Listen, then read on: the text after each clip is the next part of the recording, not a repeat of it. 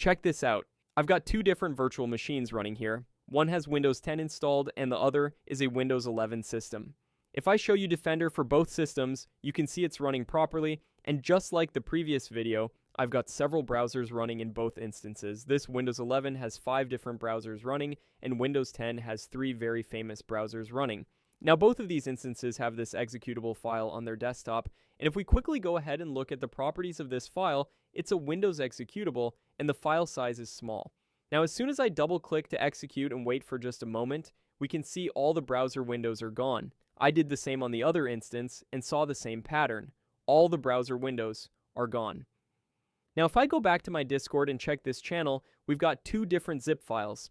Inside these zip files are all the cookies from all of the browsers, even Chrome and Edge.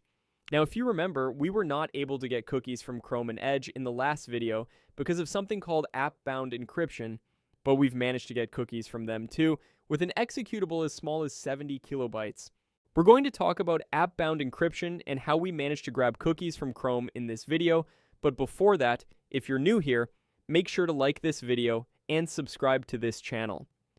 Also, if you want to support the channel and get something useful in return, you can check out our platform. I've made it for sharing cybersecurity knowledge, and you'll get a lot of stuff there. Even the whole code for this small Infostealer is broken down there for better understanding. Before learning how we bypassed Chrome's app-bound encryption, let's understand how app-bound encryption actually works. App-bound encryption is a security feature introduced in Chrome by Google in version 127 to protect browser cookies and credentials. The feature is quite different from traditional encryption methods. Traditional malware could easily read Chrome's encrypted cookies from disk because Chrome used to encrypt cookies using the Windows Data Protection API. To explain it in simple words, cookies are encrypted with a special key, and that key itself is stored in Chrome's local state file, and Data Protection API is used to decrypt it, so any process running as the same user as the Chrome process could decrypt those cookies. With app-bound encryption, instead of relying solely on the Data Protection API, Chrome adds an application identity check into the encryption process. Chrome calls a privileged service that verifies whether the calling process is actually Chrome. If the check passes, it returns the key needed to decrypt the data. This is called the app-bound key, and the data is encrypted the same way. In this way, malware running as the same user can't impersonate Chrome, so the service refuses to hand over the key. Now, there are multiple ways hackers can bypass app-bound encryption. In fact, according to researchers, app-bound encryption was bypassed by malware authors shortly after its release. There are many open source projects, and one of them uses reflective process hollowing. Now, we have an open source proof of concept by Zilox, and this project gives the best explanation of how this bypass works. I'm going to show you this tool in action, but if I explain what this tool does in simple words, it performs process hollowing to create a new legitimate Chrome process in a suspended state and then replaces the main executable code with its own malicious code. Now, because the process looks legitimate to Windows services, this tool can easily get the app-bound key and decrypt sensitive data. I've already got this project here. If I run this Chromelevator binary, you can see this banner, and now if I run it with these flags, it finds the app-bound key, decrypts our cookies, and stores them in the output folder along with a lot of other details. Now, as this code is open source, we can make changes to it. I made a few changes by making it run silently, with no output on the screen, and whenever someone double-clicks it, it just logs all the cookies in the Windows temporary folder or whatever folder we specify. Modifying the whole code is quite complex because this tool does a lot of low-level things, but if you want, let me know. We will make a video about it explaining each of its components.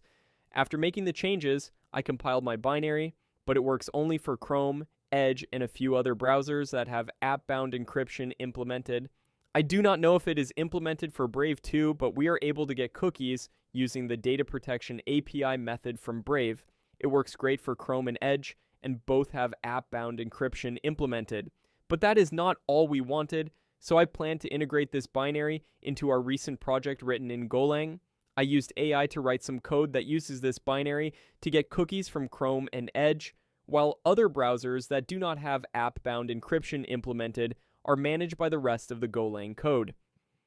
I can show a bit of the code obviously not all of it due to security reasons, but I have broken it down on my platform. You can check it out if you are serious about learning. Now, if we compile this Golang code, it gives us a single binary. This binary merges the output from the Chrome Levator binary and our code and packs them into a single zip file, and when someone executes it, it sends that zip file to the Discord webhook. But there is still a big problem, which is the size of this binary. It is around 12 megabytes, which is not ideal, so we wrote a loader. A loader or a downloader is a small binary, usually smaller than 100 kilobytes, and it downloads the actual harmful code from the server and executes it on the system. So we have this encryptor here, and if we run it, it will create a new encrypted file and also give us some useful variables to decrypt this file. I put this encrypted file on my GitHub as an example and also set the variables here in the loader, which is written in C. Now, when we compile this loader, we will get a very small binary, and when someone double clicks it, it will download that encrypted file from the server, which is GitHub in this case, decrypt the actual binary, and run it on the system. The decrypted binary then does all of its work and sends the cookies to the webhook. So that was a simple example of an Infostealer, and this is one of the methods that was actually adopted by real Infostealers shortly after Chrome introduced app-bound encryption. Now, obviously there are still a lot of problems with this code, and I want to point some of them out. For example, when the loader downloads the encrypted payload, it decrypts it and drops it in the Windows temp folder, which can pretty easily be flagged through signature-based detection. On top of that, these codes also make quite a lot of noise in general. We have to terminate browser processes to release the lock on the cookies file in order to retrieve and decrypt them, which is not exactly subtle.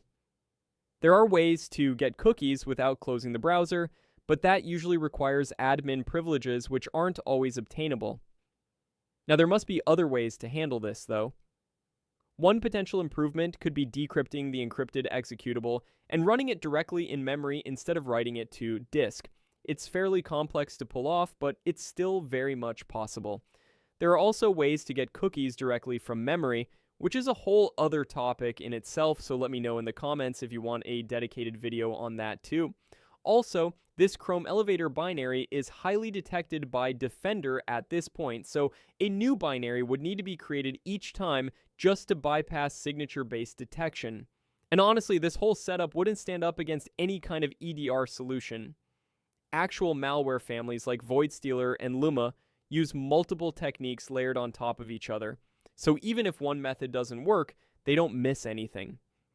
But reaching that level of sophistication requires quite a lot of effort, knowledge, and experience.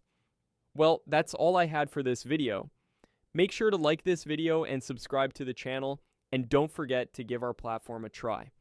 I'm constantly uploading good content there, and I'm also working on a complete Python for Hackers course, so it's definitely worth checking out.